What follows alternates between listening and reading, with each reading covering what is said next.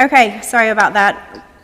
For the approval of the minutes, Renee Rhodes had 2 comments. She wanted to add Dwight Torres as our alternate council liaison being here. And on the third paragraph from the top of the last page of the minutes, add to the last sentence, 1.5 times the depth of the utility. Does anyone else have any comments or corrections?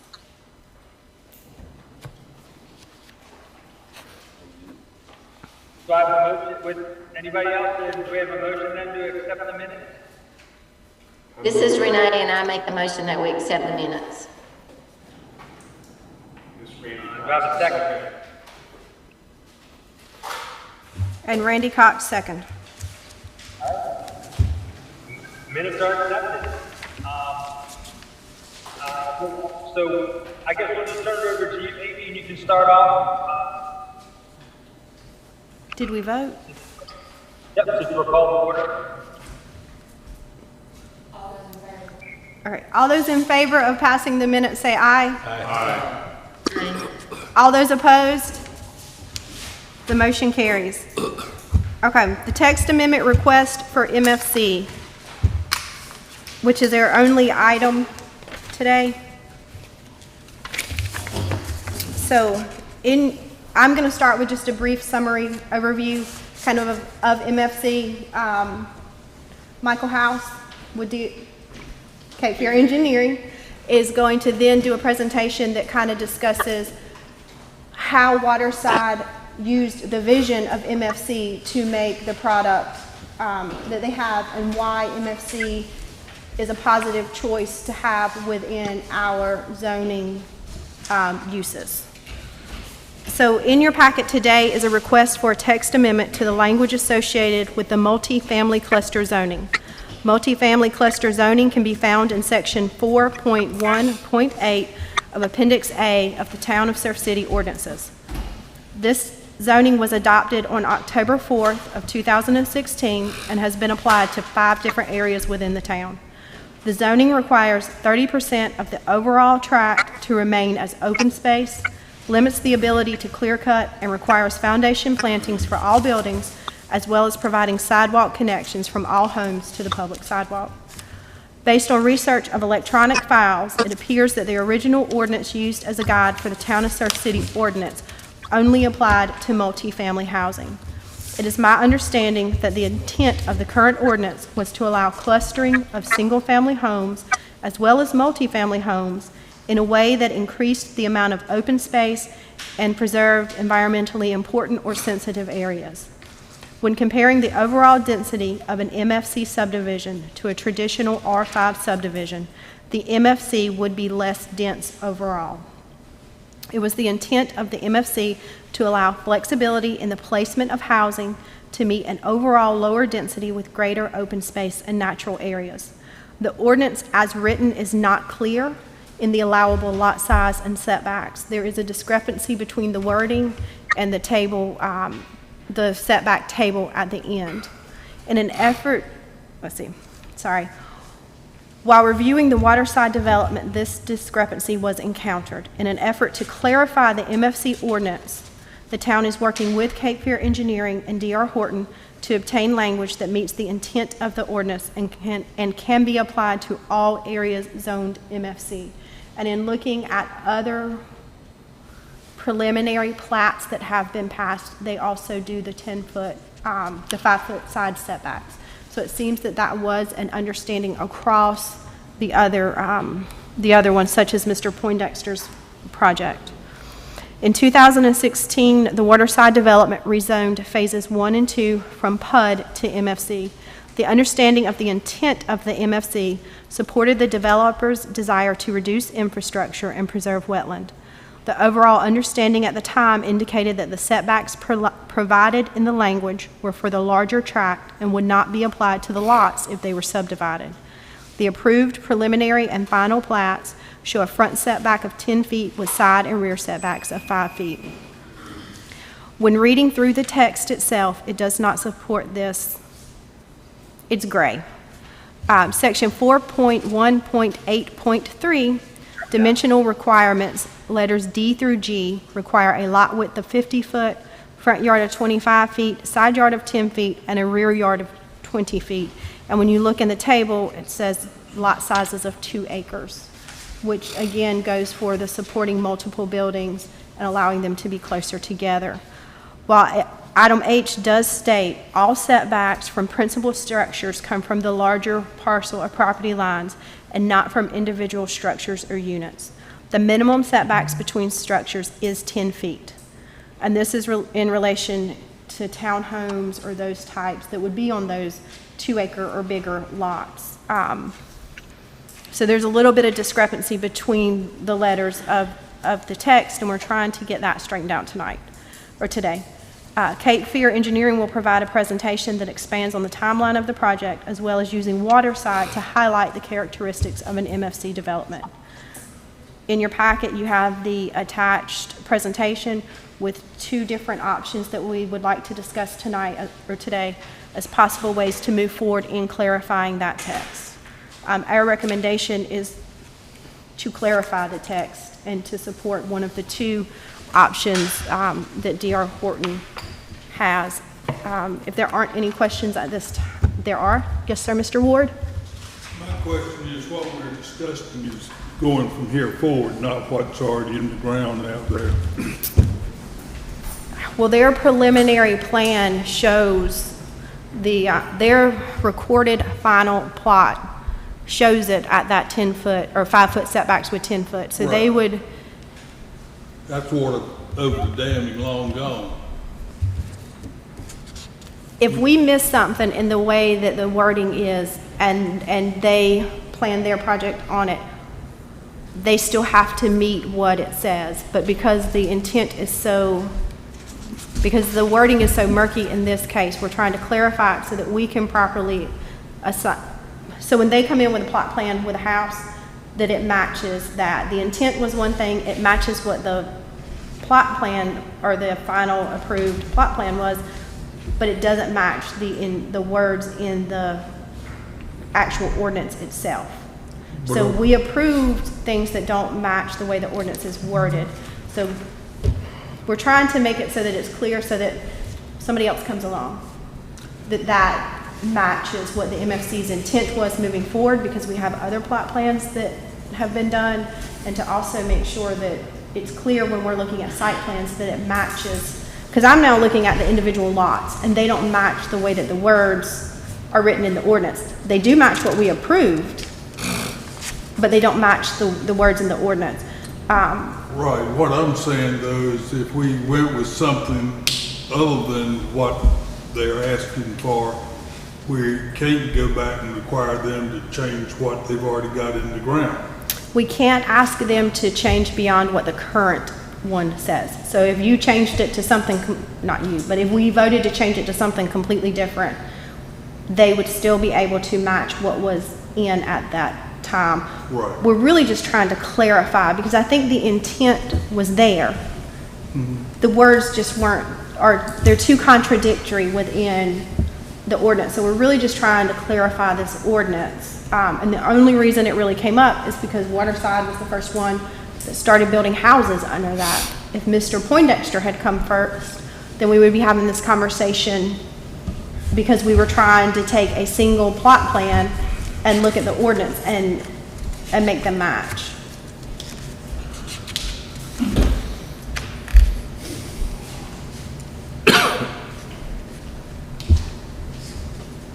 Any other questions at this time?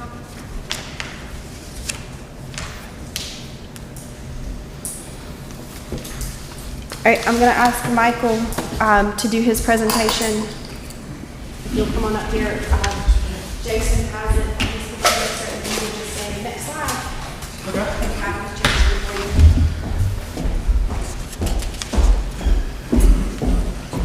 So as Amy stated, I'm Michael House with Cape Fear Engineering.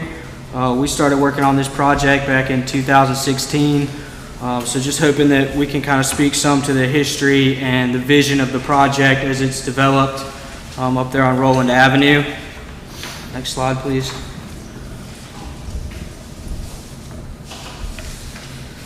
So as everyone's been made aware, the original project boundary was zoned PUD, and this approval was 3,242 single-family units with 4 acres of additional land to be used for commercial development. When the current developer purchased this project, they decided that this was not in the best interest of the project itself, and decided to lower the density. We wanted to do more of a transitional single-family development coming off of the island to be a little bit more consistent with Surf City's overall land use plan. Next slide, please.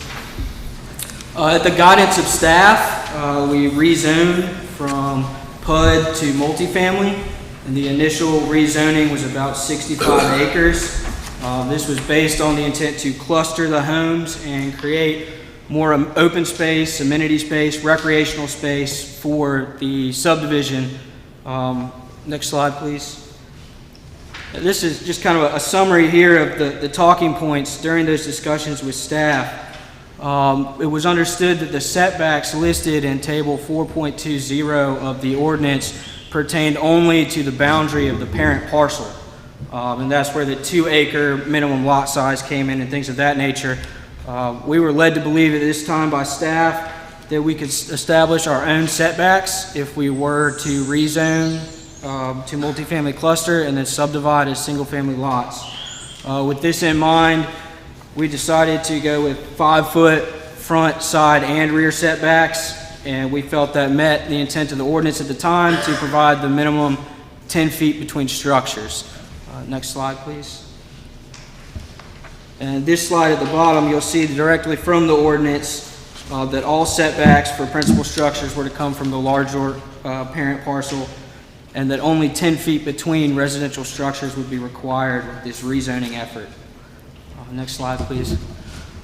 The benefits of multifamily cluster, I think they benefit both the developer as well as the town of Surf City, in that they allow the clustering of the homes to provide more open space on the property with the same density. So the waterside project specifically, we're providing 40% of open space, and this is being done to allow for walking trails, parks, picnic areas, any kind of recreational use that members of the community could find for these areas. In addition, it allowed the developer to take over 42 acres of waterfront, pristine uplands and place it into conservation. And this will also be somewhat of an amenity feature for the community, as they will have mulch trails, walking trails, bird watching areas, and it also helps to protect some of the oyster beds that are on the intercoastal in that area. There's no water access proposed, no deep water docks. So we feel this is a benefit to the town for conservation and preservation, as well as to offer the developer an additional amenity. Next slide, please. The clustering concept with the additional open space also allowed us to oversize stormwater infrastructure. We have provided 213% of the state required pond surface area, and this is going to greatly enhance protections of drainage features receiving waters from the development. And we've also considered habitat for fish and recreational use of these impoundments as well. With the multifamily cluster, we get a lower percentage of lot coverage, and there's also certain access requirements within that zoning ordinance that have been met in regards to sidewalks being placed throughout the subdivision, so everything is walkable. There'll be a sidewalk extended down J.H. Batts across from the subdivision to provide access to the community center. All these things to enhance the use of the open space for the community itself. Next slide, please. Furthermore, there's some landscaping benefits and aesthetic benefits. Fountains have to be placed in all the ponds. Decorative street lighting has to be provided. Mulch beds have to be used for landscape features, no pine straw, to help address fire concerns that we understand the town of Surf City has had. Unrelated to phases 1 and 2, phase 3 plans as we move forward also provides a 2.34 acre area for an amenity center. And there's a little schedule over here on the slide, if you can see it, kind of outlining the amenities that will be provided. But as you can see, there's a pool area, there'll be playgrounds for children, dog parks, all this to enhance the use of the recreational space in the community. Next slide, please.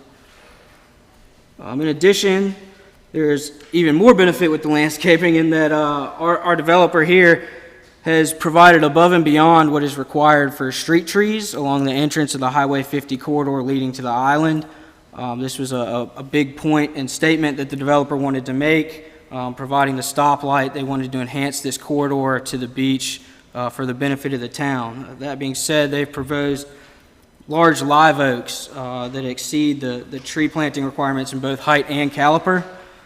They have also placed additional plantings within the park areas to enhance their use for the community. Next slide, please. And here we kind of get into the schedule of submittals and how we got to where we are today. The preliminary plat for Phase 1 was submitted back in April of 2017. This plat proposed the 5-foot front, 5-foot sides, and 5-foot rear setbacks. And there were frontage roads and an alleyway that served this community at this time. However, they really only related to 32% of the lots. So not every lot was going to be served by these frontage roads and alleyways. Then they still would have had the same reduced setbacks in an effort to support the intent of clustering the homes. Next slide, please. This is just the minutes from the approval at the town council meeting back in 2017 for Phase 1. Next slide, please. The plan was then modified to eliminate these alleyways and frontage roads, which again served 32% of the original lots. And these front setback was actually increased to 10 feet at this time. It was staff's opinion that since we were not increasing density or greatly changing land use of the project, that they would approve this at a staff level, and that is what was done. Next slide, please. Preliminary plats were then again provided to Surf City for the addition of Phase 2. Phase 2 was designed based on these approved setbacks from Phase 1, being the 10-foot front, 5-foot rear, and 5-foot sides. With that in mind, the lots were a little bit smaller at 45-foot wide versus 50-foot wide in Phase 1. Next slide, please. And this is just the approval of Phase 2 addition to the preliminary plat from council. Next slide, please. And so this has brought us to where we are today. As you can see from the aerial provided here, Phases 1 and 2 are well established and under development. Next slide, please. We have completed engineering design and permitting for all 170 lots that have been approved in Phases 1 and 2. Phase 1, we estimate 95% completion. All roadways have been constructed, utilities are in, certified with the state, and ready to become active to serve those homes. Phase 2 is probably 60% complete. Sewer's been installed, water mains have been installed. We're looking to start testing those in the near future. D.R. Horton has invested over $7.5 million in infrastructure and land acquisition within Phase 1 and 2 to date. Next slide, please. The draft version of the final plats for Phase 1A was submitted to the town of Surf City in October of 2019. There were no comments raised at this time on the setbacks, and the developer and Cape Fear Engineering began preparing bond estimates for anything that had not been installed already within Phase 1A. So it was a bonded plat with another financial investment made in good faith by D.R. Horton. Next slide, please. That plat map was recorded and clearly identified the setbacks as a 10-foot front, 5-foot rear, and 5-foot side. It was signed by the town and then recorded with the county. Next slide, please. After recording of the map, D.R. Horton continued with development and pulled their building permits. They met with town officials again, and they discussed the survey requirements for plot plans that needed to be provided in order to pull the building permits. Each of these plot plans also identified the setbacks and showed compliance with what was on the recorded map at this time. D.R. Horton now has 13 homes started in the field, and they have put those on pause and left them to the elements, unfortunately, as we work through this. 14 homes have already been sold as of the end of April, and D.R. Horton has now had to stop taking contracts pending resolution of these setback issues. Next slide, please. This is just a summary of the timeline of submittals and approvals from 2017 with the preliminary plats all the way to 2020, where we have recorded a final plat for Phase 1A, and 16 individual building permits have been issued to D.R. Horton. Next slide, please. So when were the setbacks made an issue? There was a final walkthrough for acceptance of roadways and utilities in April of 2020. At this time, we were still not aware of any concerns with the setbacks. Town staff contacted Cape Fear Engineering, myself, in April of 2020 after an additional site visit was made in which the homes under construction were observed and concerns were raised about the front setback and how it might allow for blockage of parked vehicles over the sidewalk. At this time, we reached out to D.R. Horton, and we began proposing solutions with the town. Initially, we were just going to move the sidewalk in to create an 18.5-foot parking lane behind the sidewalk for vehicles still using that 10-foot setback. This town still had concerns in regards to vehicles being parked in the right-of-way, and at this time, they started going back through the ordinance and identified some of the language discrepancies that we're seeing today and really what has brought us here. Next slide, please. In addition to the parking concerns, D.R. Horton is providing restrictive deeds and covenants to ensure that oversized vehicles are not being parked. Boats and trailers and things of that nature will not be allowed to be parked in the driveways as they would block the sidewalks. They have an in-house HOA manager that will be working to enforce these HOA rules, and they have also hired an outside management company to maintain the community. Next slide, please. This is kind of where we get into town's interpretation back in 2017 versus the interpretation today in 2020. They referred us to the setback table in section 4.20 of the zoning ordinance. On this slide, we've highlighted MFC at the bottom in yellow, and as you can see, there's that minimum lot size of 2 acres. And that's really the requirement that made us think that all these setbacks were from the parent parcel as staff had discussed in 2017, and that the previous interpretation was correct versus these setbacks being applied to each individual lot. Next slide, please. In review with the town, we determined that the ordinance is somewhat vague, as Amy hinted at, and that it needs some clarification for developers in the town to be on the same page from the planning stages forward. With that in mind, CFE has worked closely with the town of Surf City and also with D.R. Horton in an attempt to come up with some language to provide the needed clarification as it pertains to subdividing single-family lots within a multifamily cluster development. On May 8th in 2020, we discussed this at the planning board meeting, and we have taken your feedback from our initial proposal and kind of revised these setbacks to meet more what we feel was discussed. The front yard minimum that we're requesting would be 15, side yard 5, corner yard 10, rear yard 10. And we would like to reduce the required minimum lot size and the required minimum lot width. And we would like to do this because we feel that clustering, the intent would be to get the structures closer together, as the ordinance alludes to limit infrastructure, as well as provide more open space within the community. So for that open space, the trade-off would be allowing the developer to get slightly smaller lots with some slightly reduced setbacks. Next slide, please. Just want to speak to how this pertains to some other local ordinances in the area. The multifamily cluster concept is widely used in the state of North Carolina, and many of them do allow for the 5-foot side setbacks for residential uses. A few have been listed here: Topsail, New Hanover County, City of Wilmington, Brunswick County, Town of Leland.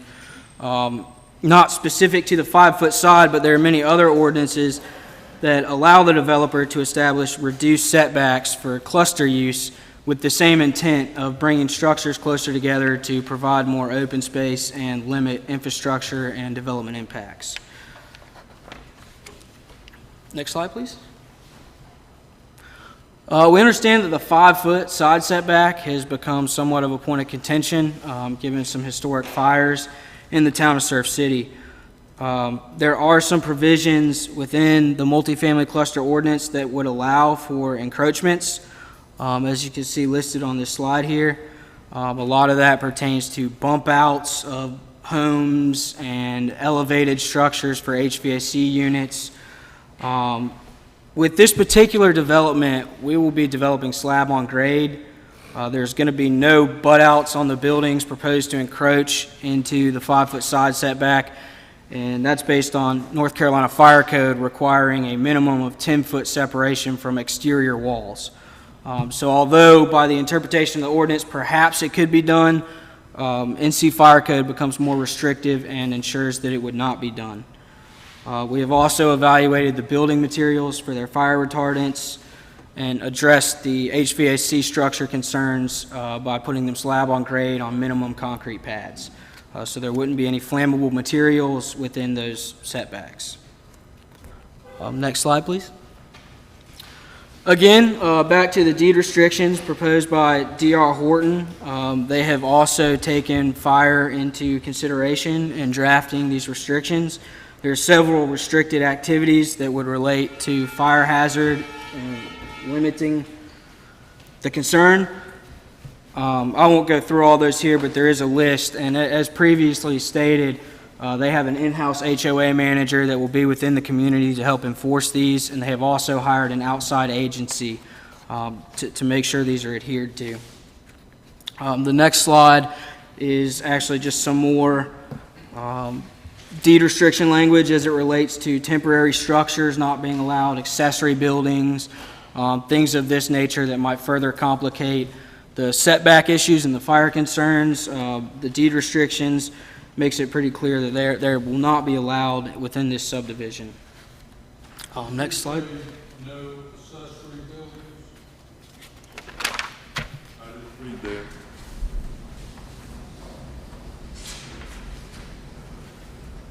Accessory, it's my understanding that there will be. We can say no, that's fine. Okay. So we can work that out within the recorded deed restrictions. I believe right now it talks to temporary structures, and you're correct, I did say accessory structures. I may have misspoken without reading through the full length of the deed restrictions there, but it's certainly something we can revisit if need be.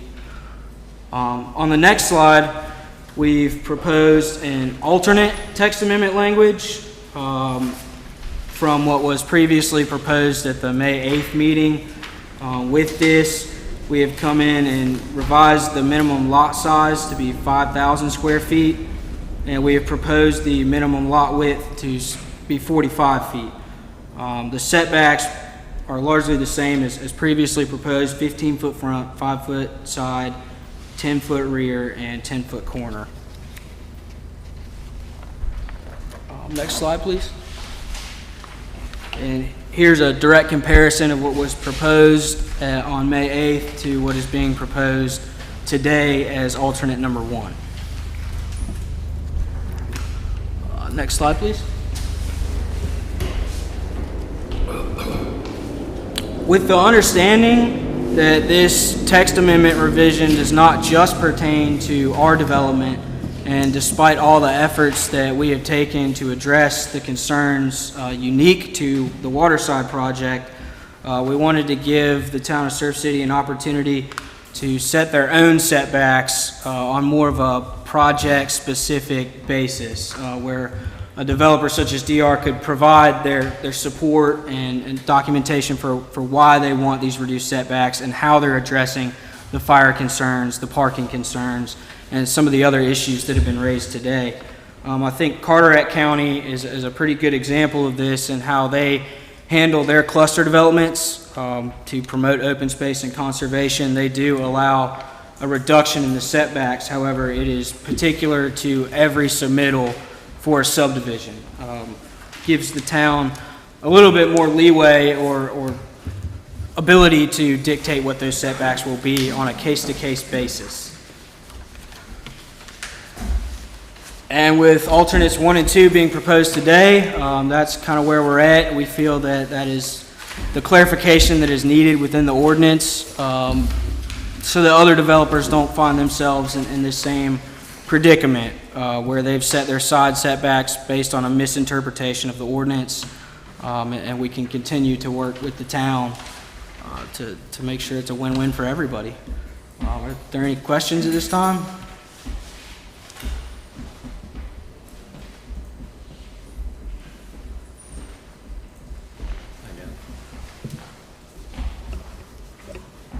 Seeing no questions, thank you very Thank you. much. So Miss Amy, so we have to decide between alternative 1 and alternative 2 now, or is that something we can? We need to discuss that. So. Yeah. Waterside did a really good job of highlighting what's good about MFC, and I wanted them to do that. Maybe we as the town or I should have brought the text amendment forward, because the text as written is not clear and does not seem to follow the conversations that were had back in 2016 when this was adopted. And in looking back through the electronic files, it appears that the model that we used was for multifamily only, and then we took that model and tried to make it into this. So I just don't think the clarification is there to say, hey, if we're going to do single family homes, you know, how are we going to do it? The table does not necessarily match the words. So we're trying to get that worked out. From my standpoint, we just need something from the planning side and the building inspector side that we can look at and we can clearly move forward with no question of why did you approve that or why did you not approve it. I like the second option of allowing the town and the developer to work together to come up with the setbacks that we feel are safe and comfortable and confident, which does appear to be what we did on the MFC plans that we currently have. Because from what I can tell, Michael didn't just make up setbacks for fun. There was conversation with our previous planner, and that's what happened. They sat down and they talked about, if we do it this way, what is the benefit of the town of allowing you to do something smaller? And when we look at our ordinances and other things, such as our R5, when you add the bump outs and all of that, your houses can be up to 6 foot apart, 6 foot separation once you get the bump outs in, or they're at 5.5 foot instead of 7.5. When you look at our ordinance that allows 8,500 square foot lots to have duplexes on them and then be subdivided, you end up with a 25 foot wide lot.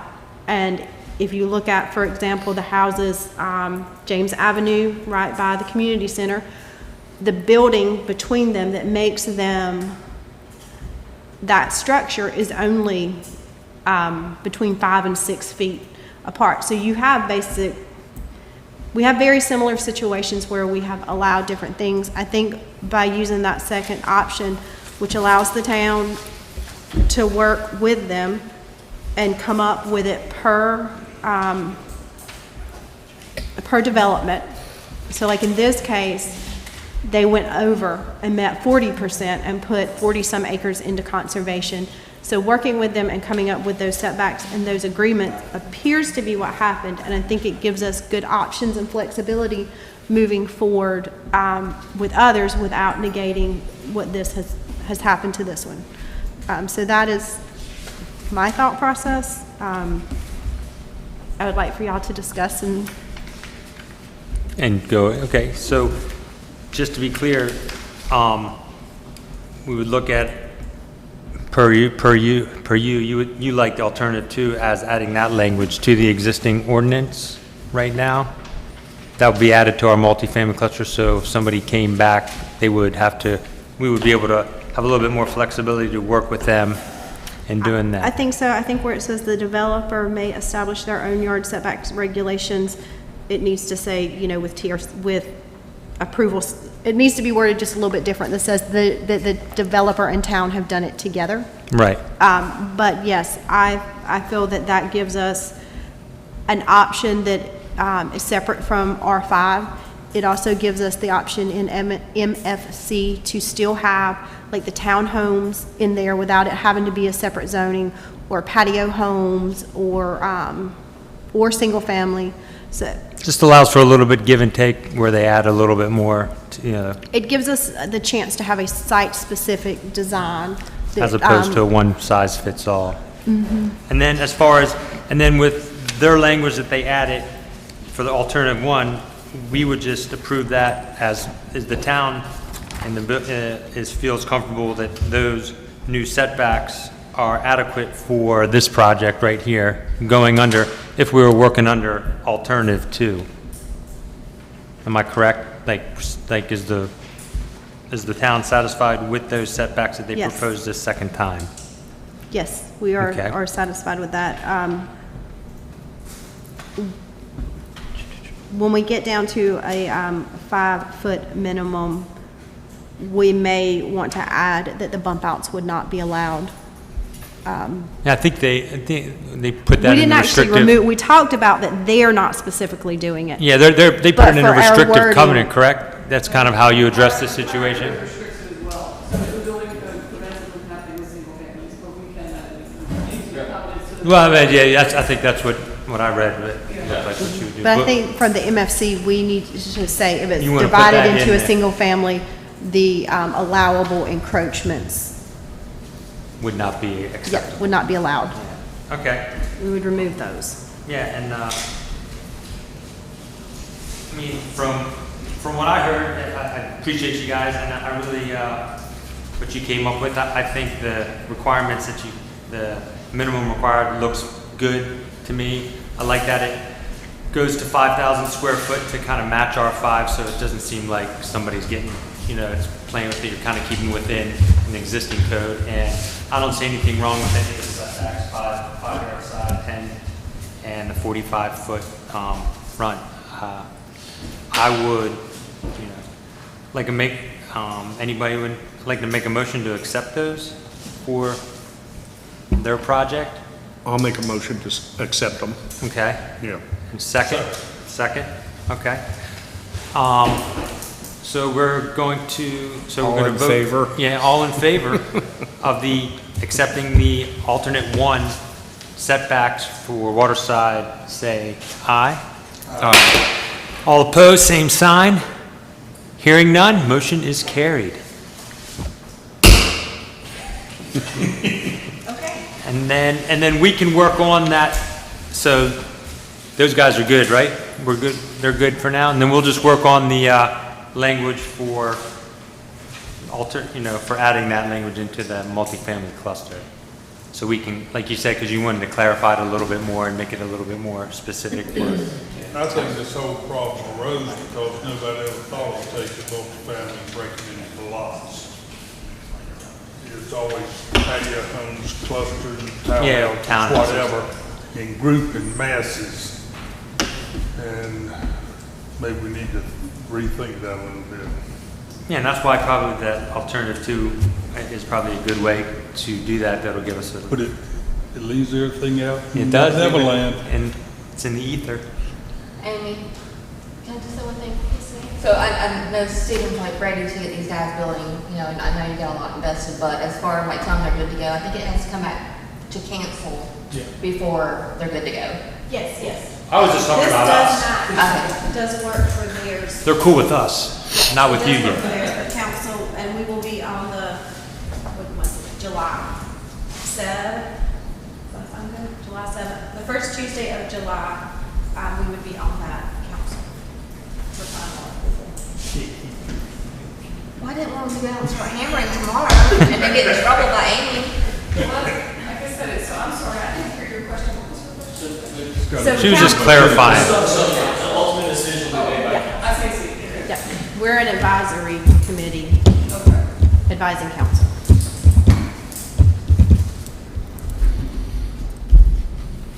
Any other questions? Yeah. Any other? And as far as us, and we'll work on that language to add, is that something we should continue today, or do you want to, or is that, Well, it sounds like right now we're gonna go ahead and say that it can be subdivided with those, and that's what we're gonna recommend. It's kind of an either or. We recommend one or the other. to I gotcha. council. So we're going to recommend alternative one today, and then we can go back and, We're gonna start, I have asked for a small chunk of change to start a comp plan. So we'll be looking at all of this in the comp plan, and then Okay. within the next 2 years, we will start an ordinance rewrite, which will look at all of this, but we're trying just to. so for right now, we're just. We're gonna trying to get- clarify the things that have to be clarified now and need to be done now and can't wait until the end of that comp plan process. But the comp plan will really look at how we want to grow and what kind of zoning and those kinds of things we need. All right. Anything else on the? As far as updates, kind of know where we stand on Waterside right now. Magnolia Reserve has had building permits issued, and they are working out there. They still only have the first Phase 1A recorded for final plat. I have not received any request for recordation of the next phase, although they are working towards it. That has not been requested, but once it is, it'll come forward. Okay. Steve, do you have any updates? 50 South Surf Shop's open. Yep, 50 South open. Jersey Mike's is working hard, I saw that today. Jersey Mike's is trying to get open next week. So maybe Jersey Mike's next week. Where's that from? Where's Jersey? Where the old Watkins flooring was, right there. Anything at Publix? Big part. Anything at Publix? No, they, with the COVID-19 stuff, there's the Burrito Shack and the one I can't think of the name of, coffee shop / deli, they both just stopped.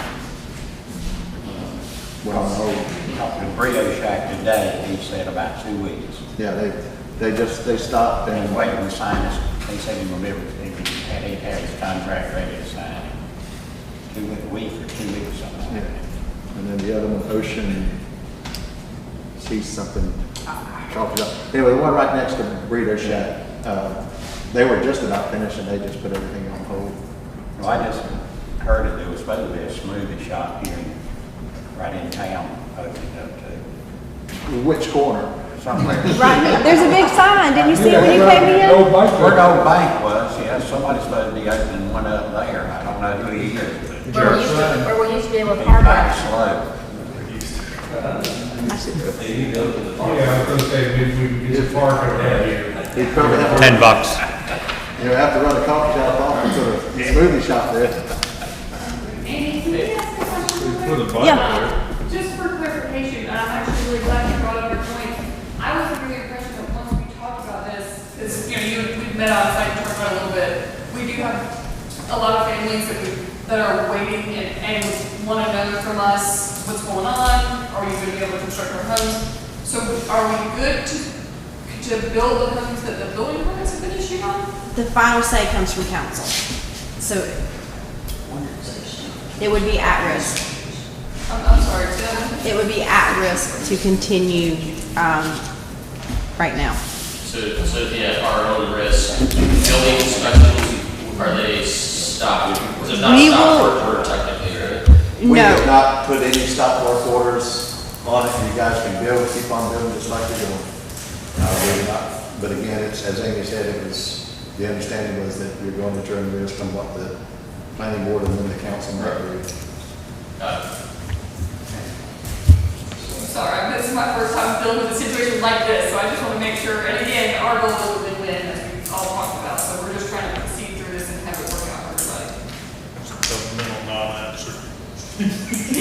That's what I did.